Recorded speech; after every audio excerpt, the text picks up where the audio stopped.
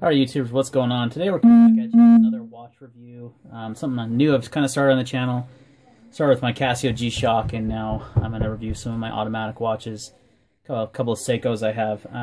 This is the Seiko Monster. It's a very popular watch in the EDC world. It's a very commonly worn automatic watch, and mostly because it's a very affordable automatic. It's got good quality. Seiko's known for having good quality for a good price. So, and one of the best features of the Seiko Monster is the lume on this watch, and we'll get to that later.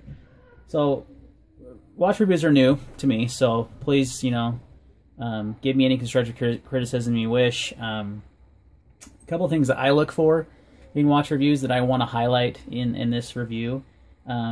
First of all, just kind of some of the specs. Sometimes people leave out some of the important things, I think, in watch reviews, and they kind of fumble around with the watch a lot and stuff. I learned from watching a few videos that, I prefer to have the watch stationary and then maybe have a wrist shot, but not continually handling the watch. So the Seiko Monster is it has a lug width of 20 millimeters, so it'll accept any 20 millimeter band. You can see there I've got a NATO strap on there with the black with the toxic green. It goes really well with the black face and the luminous markers on the Monster. The case width is 46 millimeters, so it is a pretty good size watch. I don't find it to be too big. I'll do a wrist shot here for you. I have about a 7-inch wrist, just a little bit over a 7-inch wrist, and it's really nice for me, so a lot of that is personal preference. The model number is the SKX779K1 on this. The price on these typically is anywhere from $200 to up to $300. Depends on the type of band, if it's a stainless steel bracelet or if it's the rubber. This one I actually got with 3 different bands, a rubber, a leather, and the NATO band. So this was a really good pickup on the secondary market. The crystal that these use is Hardlex. Now that's kind of a Seiko thing. It's different, I believe, than a typical mineral crystal. I could be wrong. It is not sapphire, but it's been holding up really well. I also have the SK09 Seiko, and they've been holding up really nicely. So if you can't, because stepping up into a sapphire crystal and a dive watch, you're going to be spending quite a bit more money. So something to kind of take in mind. The movement of this Seiko is a 21 jewel. It's a self-winding, and it's called the Caliber 7S26. This is I believe a Seiko movement. It is self-winding, so if you do not wear the watch every day, it will lose power, and you'll have to reset the watch. Now, it does have I'm finding about typically a day and a half, so about, maybe 36 to 40 hour power reserve. That's just from my experience, not wearing the watch. If I go longer than a day and a half not wearing it, I'll have to reset it. So that's kind of one thing to keep in mind.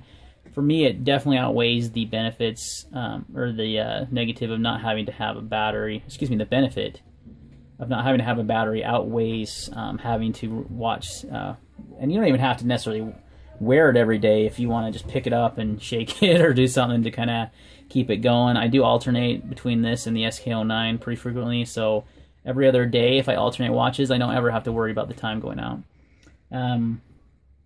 Let's see, anything else that I haven't covered? Let's go ahead and do a shot on the wrist, and then we'll do a shot of the lume. Stay tuned. Okay, so there is a shot on the wrist of the Seiko Monster. Like I said, about a 7-inch wrist, roughly. And it's a good-sized watch, but I don't find it too big. I don't find it too heavy to carry. I'm used to wearing larger watches. So for me, it's not a big deal. I don't know that I would go much larger than this, though. 46 millimeter might be my limit as far as the size of the watch. So there's a little wrist shot for you. All right, now there's a shot of the lume. For some reason on the camera, and maybe it will when it actually uploads, it's not as green. It's very, very green lume. You can see it's very bright. All I did was turn off the lights, and this is the lume you have. It is one of the best looms out there, in my opinion, that I've seen on a dive watch, especially in this price range. And this is one of those things that really matters to me. And when I see a lot of watch videos on YouTube, this is one thing that people seem to admit. They don't show the lume of the watch. Like I said, it's very bright, but it's not showing as green as it usually is. It's almost showing white, so maybe that's why. But we'll go ahead and switch the lights back on.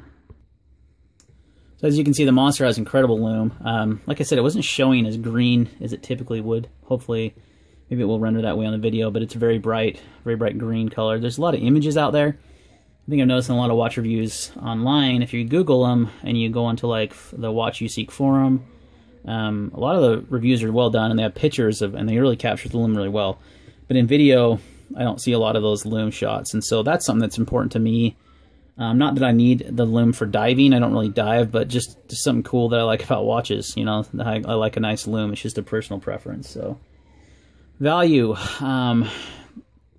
I think this Seiko Monster is a great value because you're getting automatic movement, you're getting a really good lume, you're getting a really tough movement. These have been known to be able to take quite a bit of abuse. They're a really robust watch. You can see it's got a pretty, I think it's a 14 millimeter or so thick case crown there. So it's just a really good looking watch. If you would use it for diving, I'm sure you would do just fine with it. I'm sure a lot of guys do. For me, I just like the style of dive watches, so that's why, you know, I picked up the Monster. But again, great value for the price range. It's hard to find a good automatic watch with good movement, you know, under $200 really. I can think of a few that are around the $100 range that Seiko also makes that I could recommend if you don't want to spend this much, but they're not divers. They're more like a field watch.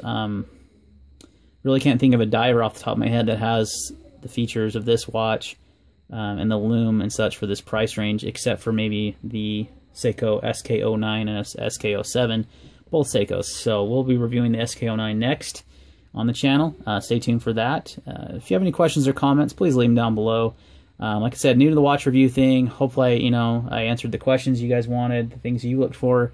I just kind of based it off what I look for in a watch review. So if there's something you want me to add, or you have some, you know, criticism or anything, please let me know. But in the meantime, we'll see you on the next video.